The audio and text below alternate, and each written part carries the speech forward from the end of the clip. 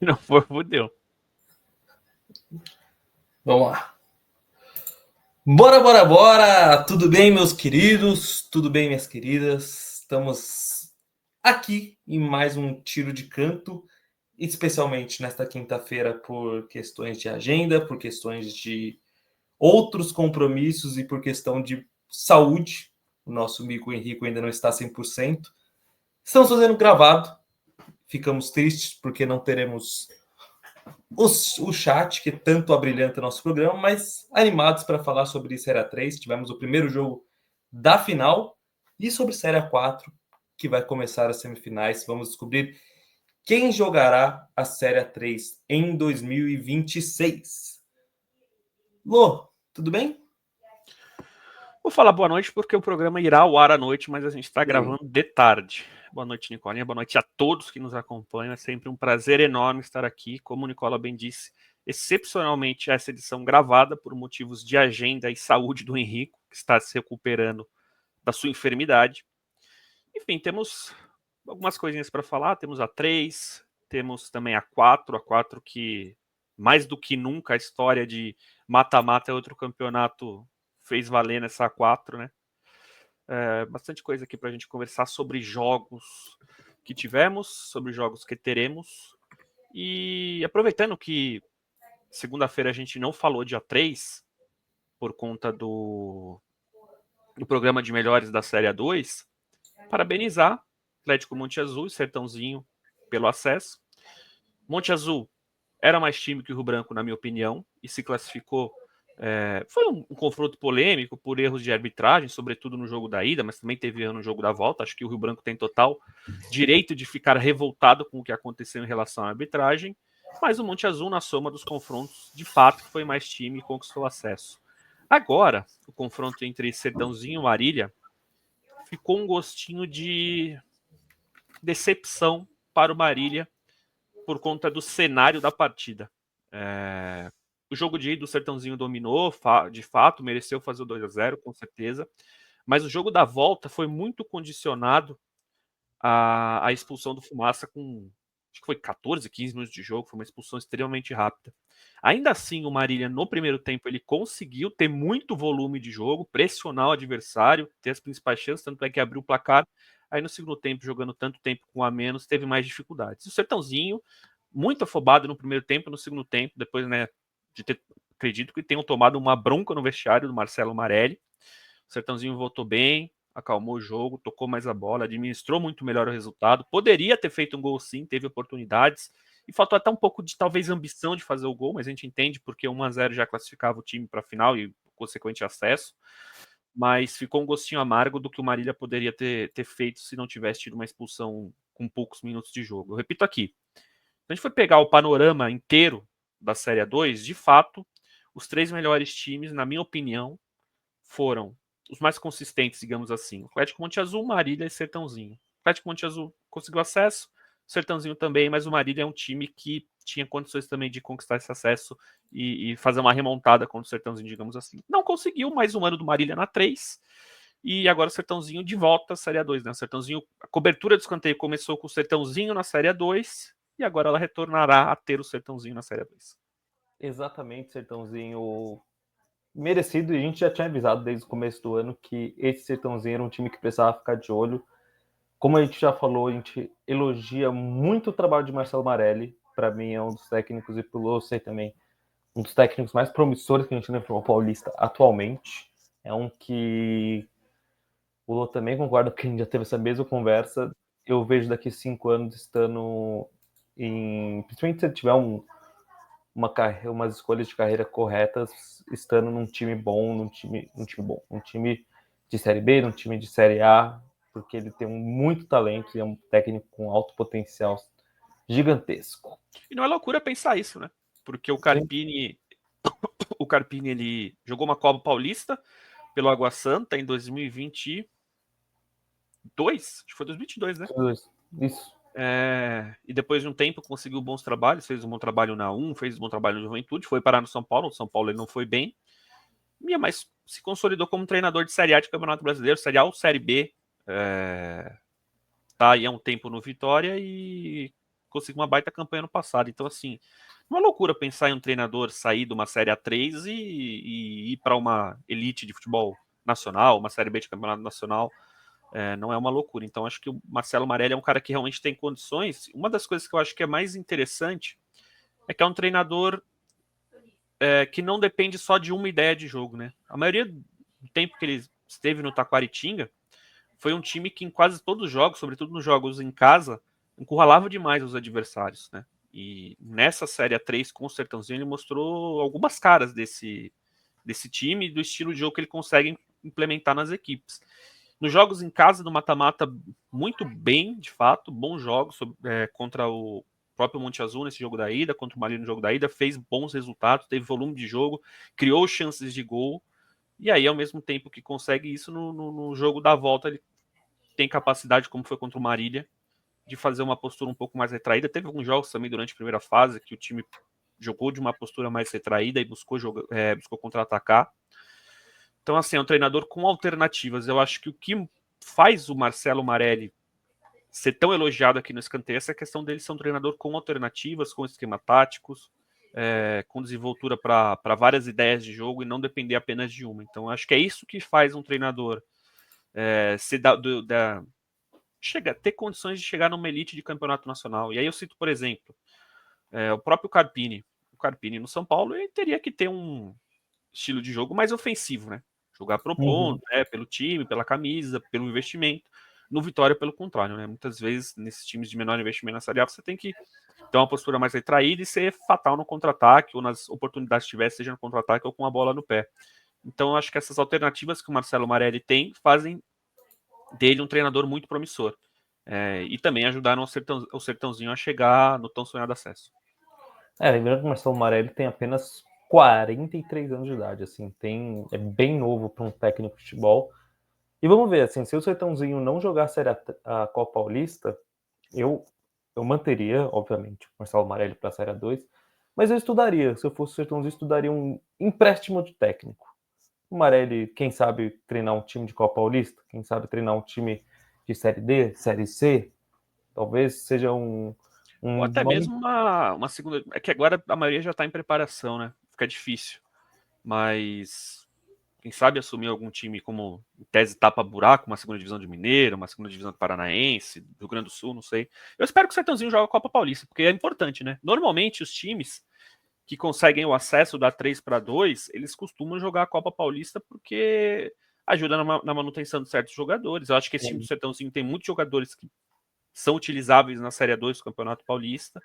Então acho que seria importante manter o calendário, renovar com alguns jogadores e aí já ter uma espinha dorsal para o elenco do ano que vem. A gente já viu nos últimos anos que os times que sobem da 3 e mantêm alguns jogadores na 2, talvez não façam grandes campanhas logo no ano seguinte, mas costumam ter até mesmo acesso. O caso de Vela, o caso de Noroeste, o caso do Capivariano também. Então é um ponto importante a se pensar para o Sertãozinho. Mas a gente vai entrar no jogo, falar do jogo contra o Monte Azul. Eu queria deixar uma crítica ao Sertãozinho. A gente entende que a Série 3 é um campeonato de menor orçamento e às vezes você tem que tirar de certos setores para, às vezes, dar melhores condições aos jogadores. Mas para uma 2, departamento de comunicação precisa de melhorias, né? Porque acho que não tem arte de vitória, não tem nada. A gente fica feliz pra caramba de aceitar o nosso collab no Instagram, porque é mais visibilidade para nós. É sempre legal isso com os clubes, a gente atinge mais gente. Mas o clube também tem que ter um departamento de comunicação, né? Sertãozinho, por favor, por ano que vem, Série 2, vamos melhorar isso. Vamos lá então, porque a gente tem que falar desse jogo. Antes, mesmo mesmo gravando, recadinhos de sempre, né? Seguir a gente lá nas redes sociais, Escanteio SP em todas elas. Pedir para você também se inscrever aqui no nosso canal, é muito importante a sua inscrição, muito importante o seu like aqui no nosso vídeo e principalmente se você puder, por R$5 mensais, você ganha o triplo de conteúdo, que vai ter muito conteúdo agora nessa intertemporada, lives especiais, ter os conteúdos já especiais com os palpites para os membros, além disso, grupo exclusivo com membros para a gente falar sobre Série 3, Série 2, futebol paulista, futebol e outros super assuntos lá no nosso grupo do WhatsApp. Lu, coloca aí pra gente os melhores momentos. Para já. Arquivo de vídeo. Vem ali o Bahia. Vai levar. Pronto. Cara, mas é mais um bom jogo do Sertãozinho em casa, né? É um time que em alguns jogos tem até uma certa dificuldade para criar. Mas nesse jogo conseguiu ir muito bem ofensivamente, né? Criou chances. A maioria dos jogadores do setor ofensivo estavam numa tarde bem inspirada. E conseguiu construir essa vitória de uma maneira natural, né? Conseguiu criar uma pressão, conseguiu criar oportunidades. Mereceu de fato construir esse resultado contra o Monte Azul. O Monte Azul, como a gente vê, também teve chances, mas eu achei que o Sertãozinho, na maior parte do tempo, conseguiu ter mais volume de jogo e criar as possibilidades de gol. Tanto é que a gente vê o Zanella sendo muito exigido, bola salva em cima da linha. Mais um bom jogo desse Sertãozinho. Mais um bom jogo do Sertãozinho. Foi um 3-1, assim, que a equipe jogou muita bola, assim. Realmente, esse Sertãozinho é um baita de um time. E enfrentou um Monte Azul que, não sei, acho que... Não sei se sentiu, mas eu achei que ficou aquém. Mas foi dominante, assim, o Sertãozinho. Mas a gente pode Cara, ver que... Pode falar. Uma coisa que pode estar pesando pro Sertãozinho é uma coisa que a gente vê nos grupos do WhatsApp e tal, que tem jogador que aparentemente já está apalavrado com outros clubes, até mesmo de fora do país, né?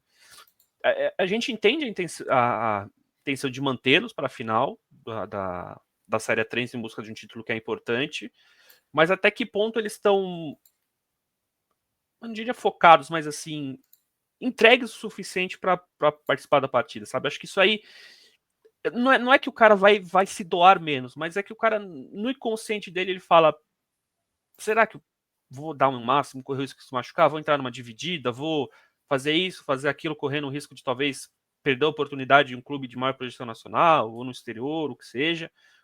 Então, talvez isso tenha afetado um pouco o Monte Azul nessa partida, mas...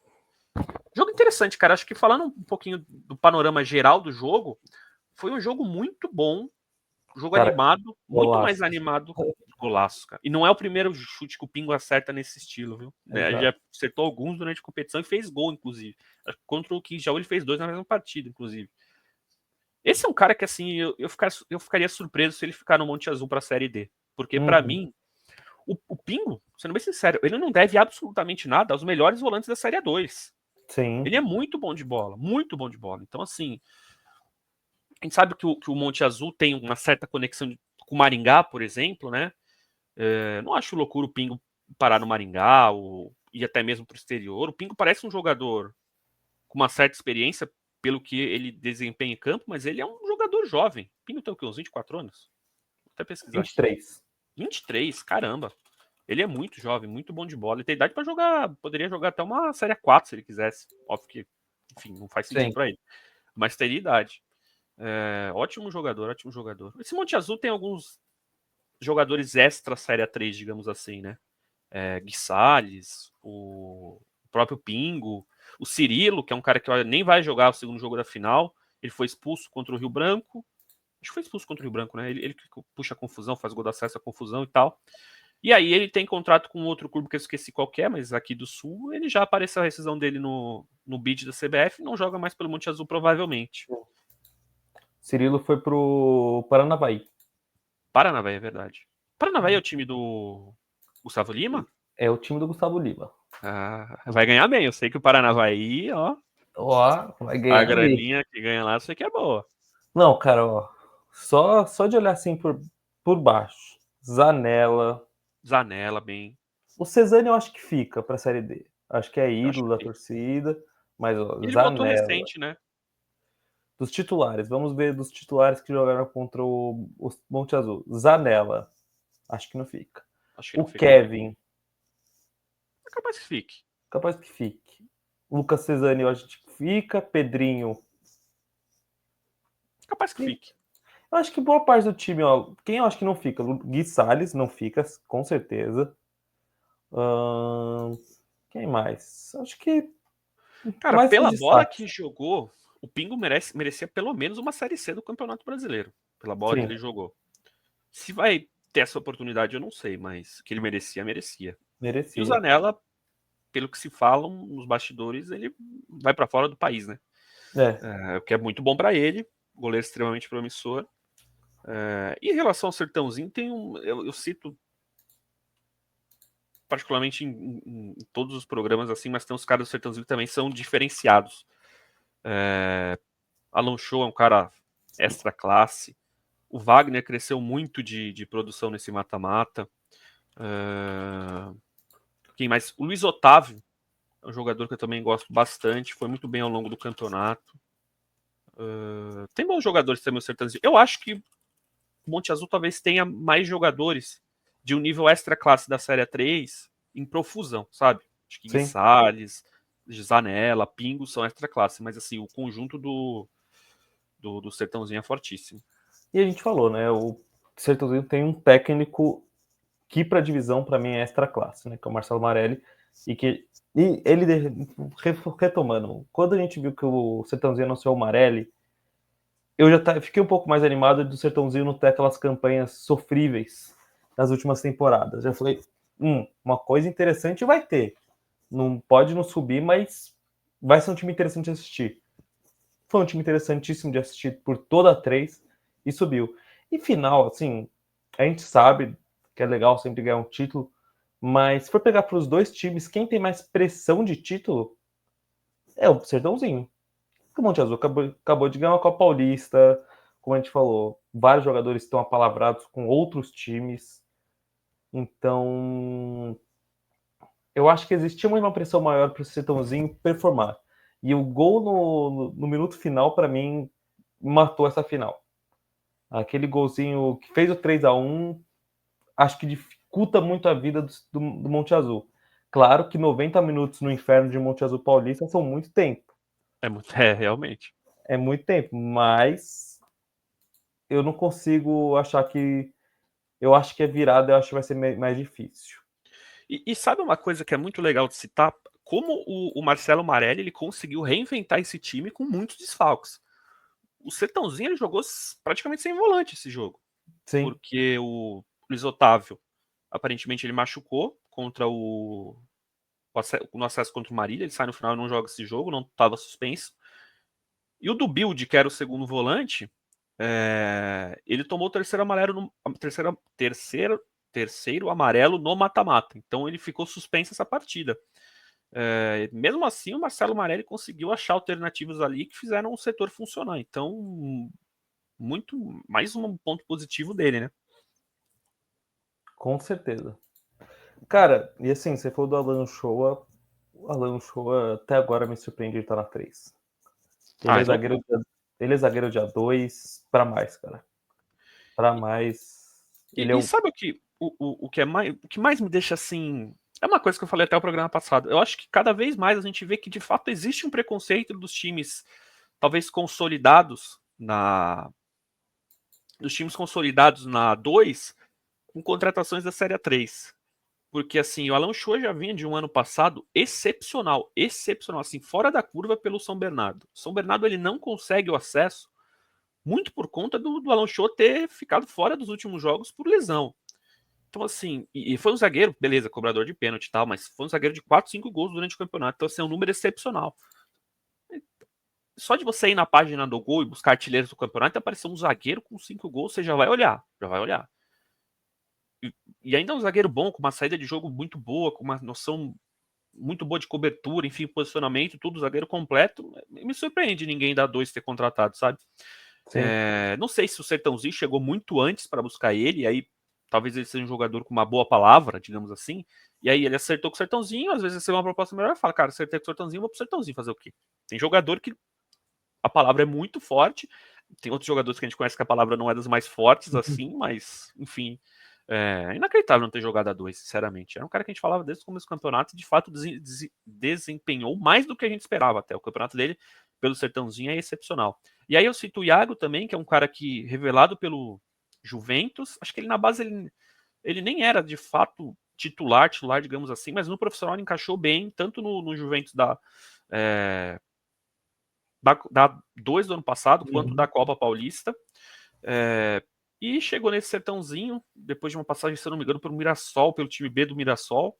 e fez um bom campeonato, né? Ele se contundiu aparentemente ao longo do campeonato, ficou partidas fora, mas voltou agora, foi titular, entrou contra o Marília, foi titular agora e bom campeonato dele, um outro jogador que sai também em alta. Acho que todo esse time do Sertãozinho tem jogadores que vêm de um campeonato interessante. O Wagner cresceu muito no mata-mata. O Alisson Bahia, eu achei que o Sertãozinho subiu. Mas esperava um pouco mais do campeonato dele, sim. Mas no panorama geral, todo mundo ali tem muita utilidade numa Série A2, por exemplo. Acho que se o Sertãozinho conseguir de fato jogar a Copa Paulista e mantiver uma boa quantidade de jogadores, pode ter um papel bem interessante na competição. Com certeza. E é isso, agora é esperar, porque próximo jogo, esse sábado, né? Confirmado já, né? 3 horas da tarde. 3 horas da tarde, boa sorte para todo mundo, porque vai estar calor em Monte Azul Paulista. Inclusive, Lu, até a gente rapidinho, para terminar de Série A3, a gente tá falando de jogadores pro Monte Azul na Série D. Monte Azul acabou de anunciar retorno de Pedrinho, né? Pedrinho de Isso a gente já volta. sabia. Já sabíamos. Já tava, depois que acabou o campeonato com o Votuporanguense. Acho que é legal citar que eu achei que ele foi, eu não diria mal utilizado até certo ponto, mas ele teve menos espaço do que eu gostaria que tivesse no Votuporanguense. Eu gosto do Pedrinho jogando centralizado, gosto, mas eu acho que o negócio dele é jogar um pouco mais aberto pela esquerda, talvez como um ponta, como meia aberto.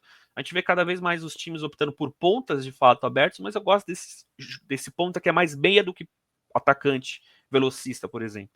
Eu acho que o Pedrinho é esse padrão, ele consegue armar, finalizar, mas ele tem mais desenvoltura jogando para a esquerda, trazendo para dentro. Então, achei que em certos momentos ele foi mal utilizado no Votuporanguense, não teve tanta minutagem assim, mas é um jogador que conhece o Monte Azul, foi um dos caras do título da Copa Paulista. Peça importante para a Série D, ainda mais com a provável saída do Cirilo, né? O Cirilo vinha. O Cirilo é um jogador mais agudo, muito mais agudo que o Pedrinho, mas eu acho que dependendo das características é um substituto interessante para ser utilizado na Série D.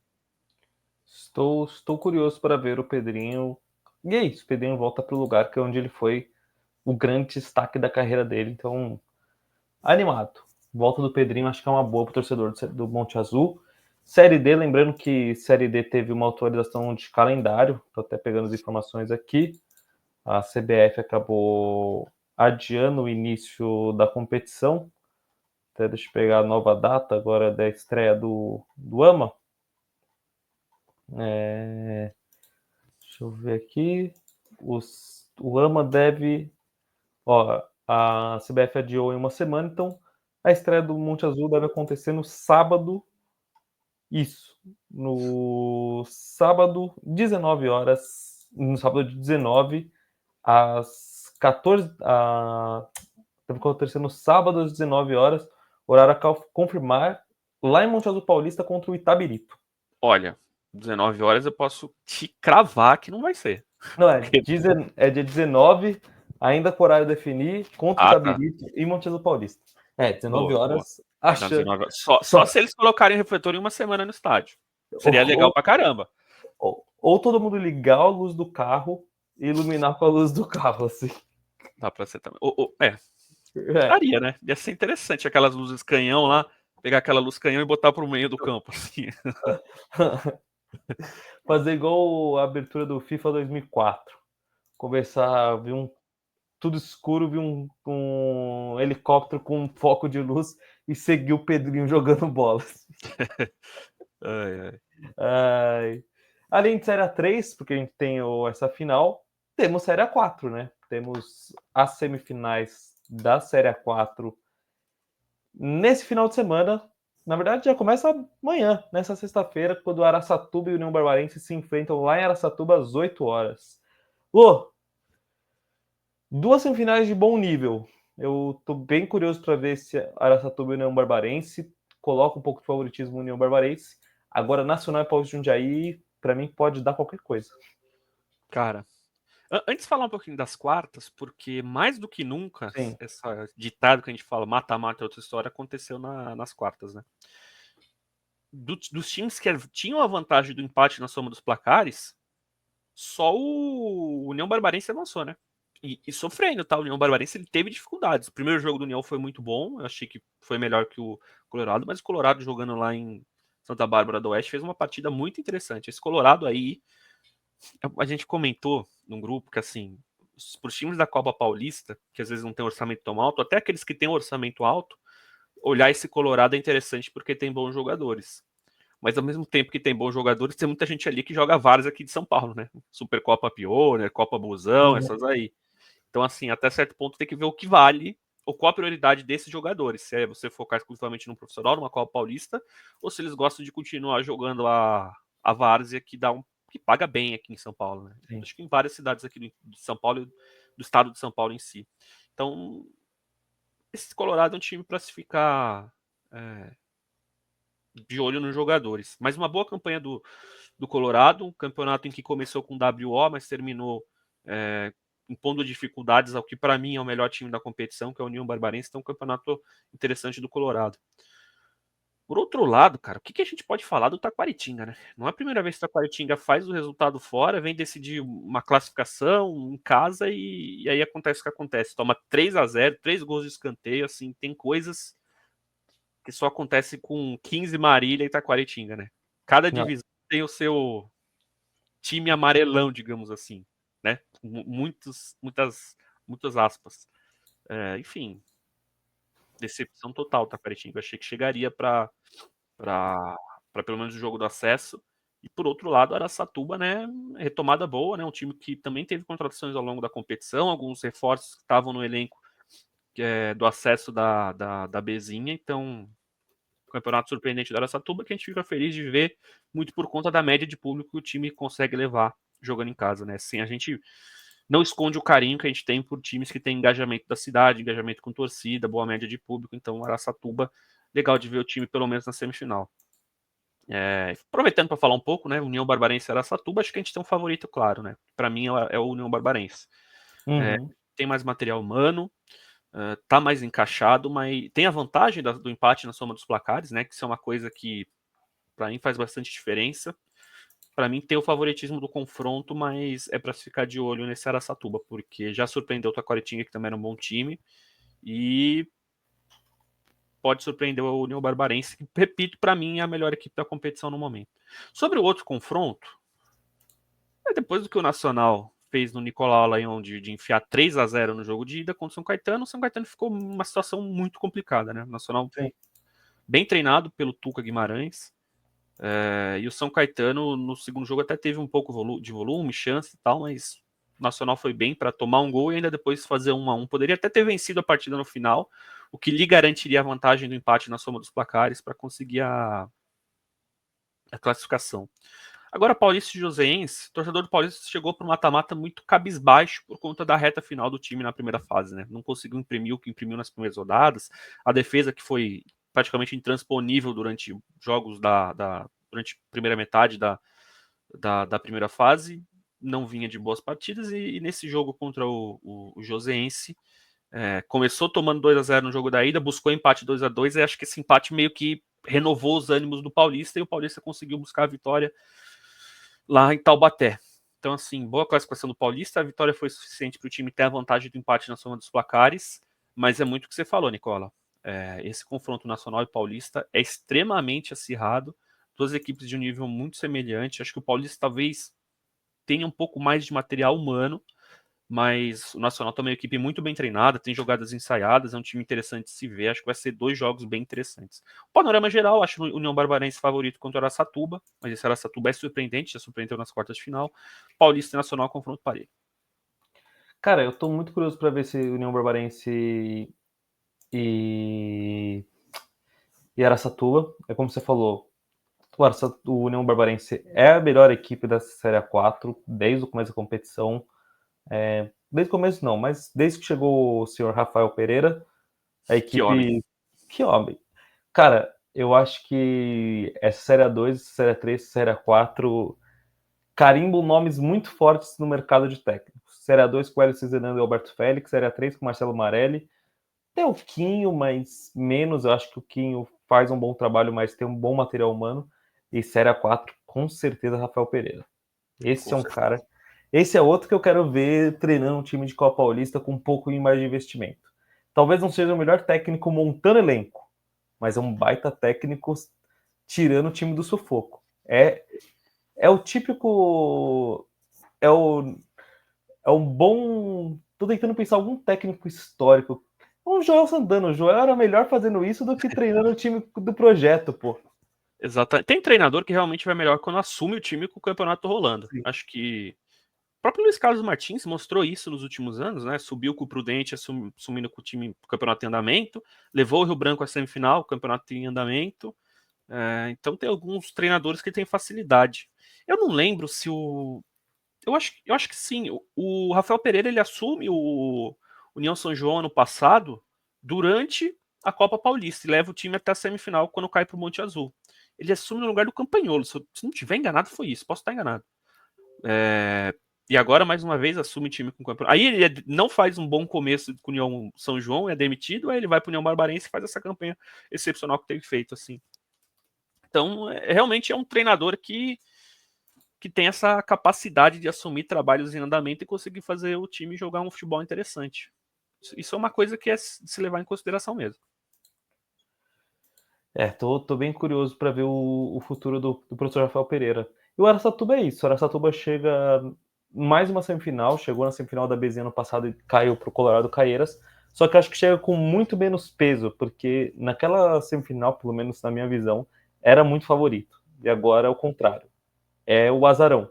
Se o Araçatuba não subir esse primeiro ano, acho que fica tudo bem, porque é uma equipe que subiu por causa de algumas desistências, acabou subindo, conseguiu fazer uma competição, para mim, entre altos e baixos. O Araçatuba em nenhum momento engrenou na competição, como eu achei que até inclusive iria engrenar um pouco mais, mas chega e cara, a União Barbarense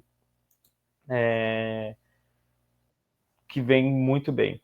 Por outro lado, cara, Paulista e Nacional é para mim, eu não sei o que esperar desse jogo, porque do Paulista eu não espero nada mais do que a loucura, nada menos que a loucura.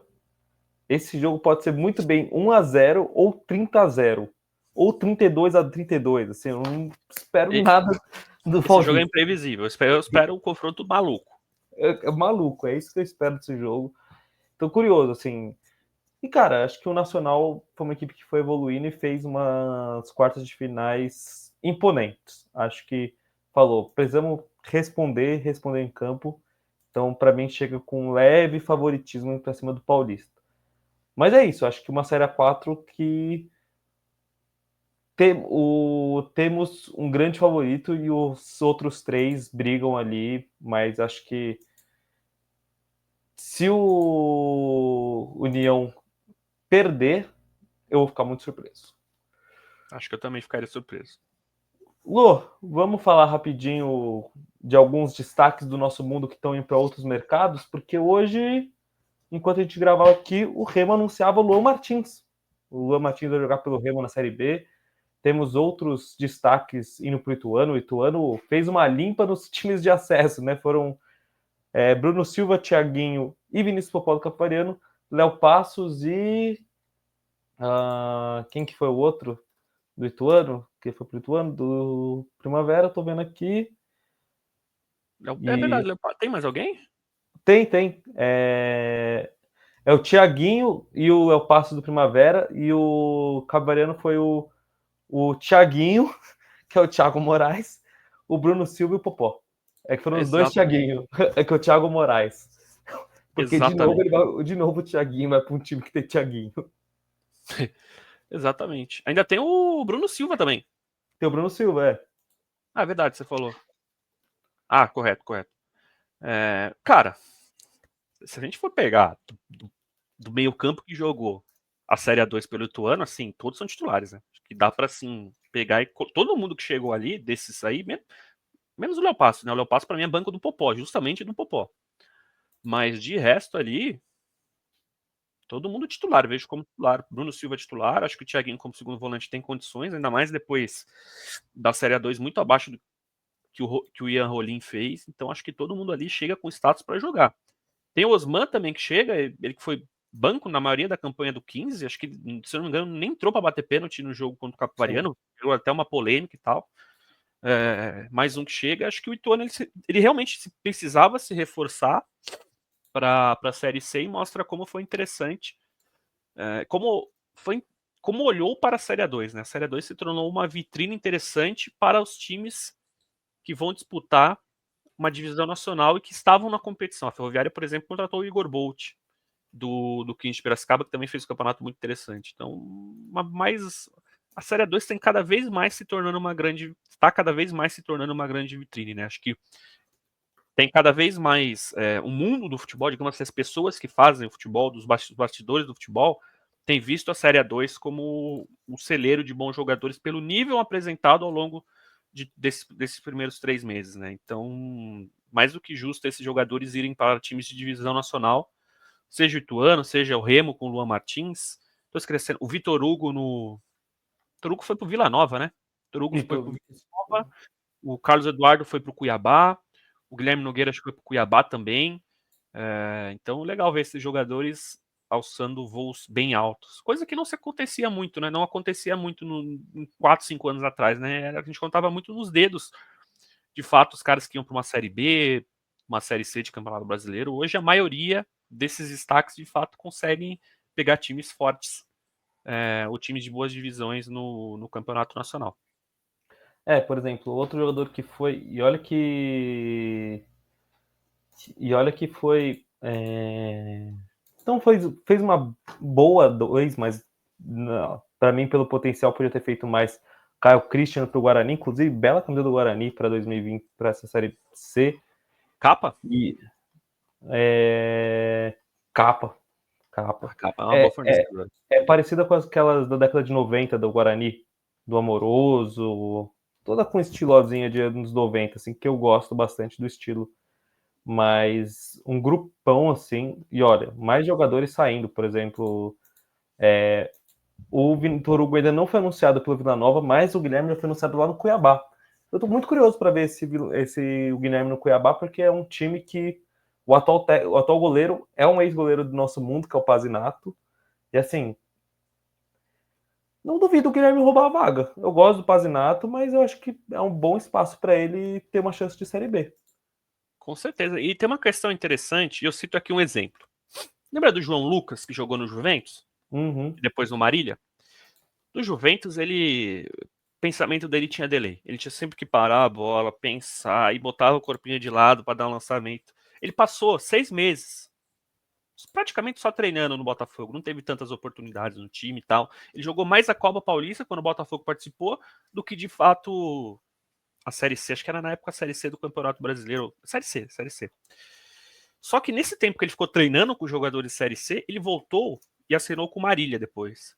Mas assim, ele jogou muita bola no Marília, mas muita bola. Você parecia outro jogador. Então assim, quando você consegue ir para um clube de um nível alto, uma Série C, uma Série B, e você treinando muito, no dia a dia com jogadores de um nível maior, você consegue melhorar o seu próprio rendimento. Então, assim, eu acho que o Carlos Eduardo, acho que o próprio Guilherme Nogueira,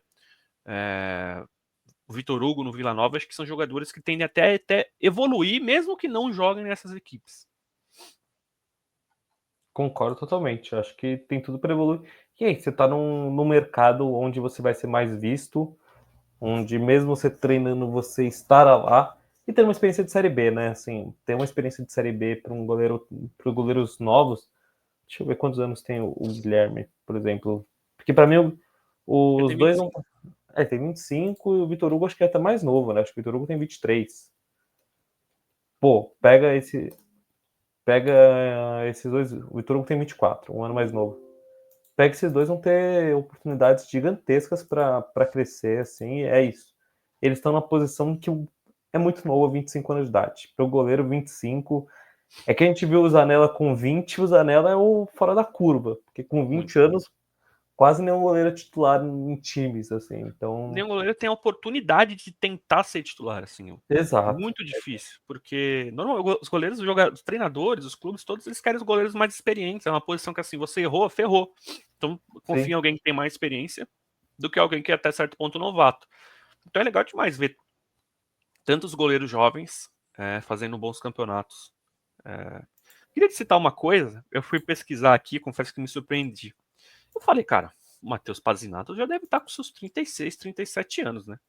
Uhum. Ele tá com 32. É que o Pazinato, ele é meio estragadão.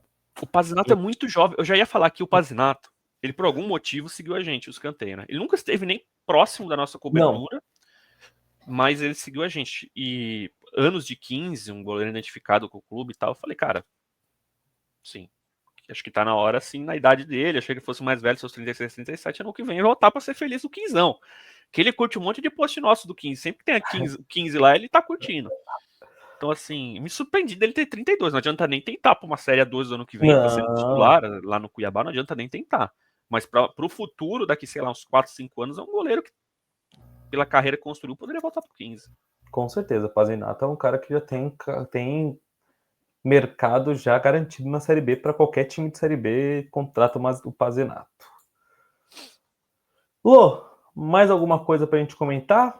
Ou podemos... aqui a gente vai até fazer a reunião de pauta ao vivo para nós e gravado para vocês. Eu acho que eu sei o que você vai falar. Troféu segunda-feira? Troféu segunda-feira. Isso é uma coisa que a gente até poderia debater, mas eu volto para ser segunda-feira. Só que aí vai ser simultâneo com o da federação, o que não é muito bom. Talvez o da federação seja antes, a gente vê certinho. Se não for segunda, é quinta-feira. Dá para cravar. Mas uma coisa que não vai mudar com certeza é o Conselho Técnico da Copa Paulista. Sim. Conselho Técnico da Copa Paulista, terça-feira, 11h30. Vamos conhecer todos os times que vão jogar a competição, mas a gente vai recebendo listinhas, fazendo a nossa, apurando com o pessoal do grupo. Então a gente vai fazer uma pré-lista de quem aparentemente deve jogar a competição. Inclusive, estamos tentando para essa dupla que vos fala estar terça-feira lá no prédio da Federação, no edifício Pelé, para darmos em primeira mão os times que estarão na Copa Paulista de 2025. Informarmos em primeira mão e também falar com os dirigentes, né? Bom saber o que cada um tá querendo. Agora ferrou pra achar a lista aqui, muita coisa no grupo. Não. O grupo fala pra caramba. Mas, então, terça-feira vão sair todos os clubes. A expectativa é de um campeonato grande, com seus 26, 27, 28 clubes, quem sabe. Mas tem que ter 4 clubes da Série A1 para valer vaga na Copa do Brasil. A gente já falou isso em alguns programas, né? O regulamento da CBF prevê que para uma competição dar vaga na Copa do Brasil, ela precisa ter 4 equipes que disputam a elite, a divisão de elite desse campeonato, dessa mesma federação, do campeonato estadual, no caso. Então tem que ter 4 times da Série A1, um deles é o Noroeste. O Noroeste a gente sabe que vai jogar, já é público, mas precisariam ter outros 3. E aí eu realmente não sei quem poderia jogar. Acho que a Portuguesa poderia jogar. A Portuguesa conseguiu vaga na Série D? Conseguiu, né? Só fugir do rebaixamento que pegava. Mas não tem vaga na Copa do Brasil. Então, talvez pela Copa do Brasil, não sei. Enfim, vamos ter essa curiosidade. Eu vou ficar devendo a lista, porque realmente não achei aqui. Eu acho que eu tenho aqui a lista. Eu tenho a lista que ainda já não está tão mais atualizada, porque tem algumas coisas que mudaram, mas a lista de que já confirmaram que querem participar: Comercial, Taubaté, Juventus, Linense, Noroeste, Paulista, Rio Branco, São José, União São João e 15 de Piracicaba. E aí a gente sabe de Prudente que vai jogar, provavelmente, Primavera, Marília, e aí vê os outros times. Acho que os outros são mistério. Quem a gente pode dar certeza que não vai jogar é Monte Azul, Briosa. Desses aí não vão jogar. Lô, algum recadinho final? Acho que não. Calma aí, deixa eu ver. Achei a lista. Vou citar aqui. Comercial é loucura, sinceramente. Nem falamos. Francana sempre joga, né? Orçamento baixo, mas o Vantuil tá lá, ele monta um time lá que ele vai ver jogo lá em Minas Gerais, ver jogo. Sei lá de onde ele acha tanto jogador bom, e a Francana sempre consegue ser ao menos competitiva, como foi nessa Série 3. Sim. Grêmio Prudente, a conversa no Prudente é de um time mais jovem, né? Tem se falado, ainda tem que anunciar o treinador, Mas vamos falar a lista completa aqui. Comercial, Francana, Grêmio Prudente, Juventus. O Juventus tem que ver realmente como é que vai ficar essa participação, porque deu um problema ali na eleição, que tinham impugnado uma chapa e no fim parece que a justiça determinou que essa chapa participe da eleição, e eu não sei como vai ficar essa participação em si. Vamos ver. Linense volta depois de muito tempo com a Paulista. Noroeste, Paulista também retornando depois de agora, enfim, agora pode participar, quando estava na Bzinha não podia, estando na Série 4 pode. Primavera não vai jogar em Dayatuba, mas vai jogar a Copa Paulista, deve jogar ou no Moisés Lucarelli ou em Itu, no Novelli Júnior. Uhum. Rio Branco aqui está confirmado, vamos ver, depois de perder o acesso. São José, Taubaté, União São João e o 15 de Piracicaba. E eu cito aqui a situação do Marília, que é um daqueles times que estão tentando viabilizar a participação. Viabilizar a participação é o quê? Tentar buscar dinheiro com patrocinadores para jogar, né? Eu vi uma entrevista do Alisson Alex, né, o presidente do Marília, falando que tinham 50% do necessário para jogar a Copa Paulista e eles iam tentar ir atrás, iam tentar conseguir esses outros 50% para complementar uma folha salarial que fosse interessante para tentar algo a mais na competição, não apenas participar, não apenas, o Marília vai estar na Copa Paulista, mas ele não vai brigar na Copa Paulista. Então, assim, é um desses vários times que estão como dúvida, né, que dependem de um aporte financeiro de patrocinadores para conseguir jogar. Mas terça-feira a gente tem a lista completa. Exatamente. Terça-feira a gente tem a lista completa. Vamos descobrir. Sou muito curioso para ver. Lorenzo está animado. Não sei se teremos esse número de times, mas acredito para mais de 20. Mais de 20, mais de 20 acho com certeza. Mais de 20 teremos, mas não sei se chegaremos a 28 times numa Copa Paulista. Eu ainda acho que enquanto não tiver mais dinheiro, por um bom tempo. A gente não sabe também o que a federação pode fazer, né? Vai que a federação anuncia que vai custear toda a operação das partidas, não só uma parte. Se não me engano, eu já custei uma parte. Custear toda a operação da partida, não sei. Vai que a federação dá um agrado financeiro. Vai que a federação dá uma de louca, vender os name rights. Agora é Copa Paulista Emirates. Aí tem cota para todo mundo. Pô, a gente não sabe. Tudo pode acontecer terça-feira no Conselho Técnico. Vai que? Não, cara, imagina. É que já é da Sicredi, no caso. Pior que é da Sicredi, né? Mas vai que a Sicredi revende para Emirates. Não tem esse negócio de direitos televisivos, que, por exemplo, a DAZN comprou os direitos exclusivos do Mundial de Clubes. E já tá revendendo pra galera no mundo inteiro aí, entendeu? Eu acho que acontece. A Mondelez tem que comprar para virar a Copa Paulista.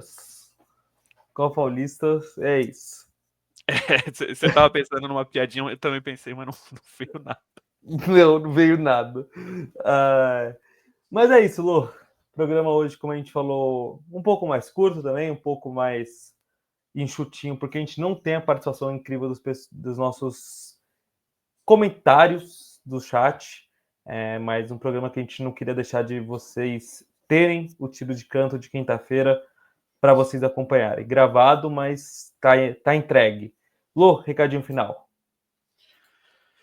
Cara, o meu recado final acho que não precisa nem pedir, né? Monte Azul, se você é de Monte Azul, por favor, vá à final da Série 3. E se você é de Jundiaí, ou aqui da capital principalmente, pô, sábado, um rolezinho legal, vai ver o jogo no Nacional, vai ver como é que é a atmosfera, um estádio. Se você às vezes acompanha o escanteio, mas não tem o costume de ir nesses jogos mais, digamos assim, vou usar um termo que eu não gosto, mas vou usar, desses jogos mais raiz, digamos assim, vai ver o jogo nacional no sábado. Lugar bom ali na Barra Funda. Não é Barra Funda, é na Marquês de São Vicente ali. Barra Funda. Barra Funda, né? Então, quem puder, prestigie. Seja Santa Bárbara do Oeste, não. Araçatuba também, Araçatuba. Se você é de Araçatuba, vá ao jogo Araçatuba União Barbarense. Se você é daqui de São Paulo, da região, vá ao Nacional e Paulista. Se você é de Monte Azul e região, vai ver Monte Azul e Sertãozinho, final da Série 3. É isso o meu recado final de sempre. Exato. Repassando para todo mundo aí, por favor, sigam a gente lá nas redes sociais, todas elas Escanteio SP. Vamos lá no nosso Instagram, no nosso Facebook, no nosso TikTok. E também se inscreva, deixe seu like aqui no nosso vídeo. É muito importante seu like, muito importante seu compartilhamento, muito importante sua inscrição. E por R$5 mensais você pode virar membro do Escanteio SP e ter o triplo de conteúdo, grupo exclusivo do chat, como a gente sempre fala toda live. É muito legal o grupo. tanto que a gente pega muitas informações do grupo, pessoal muito informado lá, então venha com a gente para virar do nosso clube de membros. É isso. Segunda-feira, quase certeza que teremos prêmio, mas fique ligado nas nossas redes sociais que a gente vai atualizando certinho o nosso cronograma. Um abraço a todos e até segunda-feira.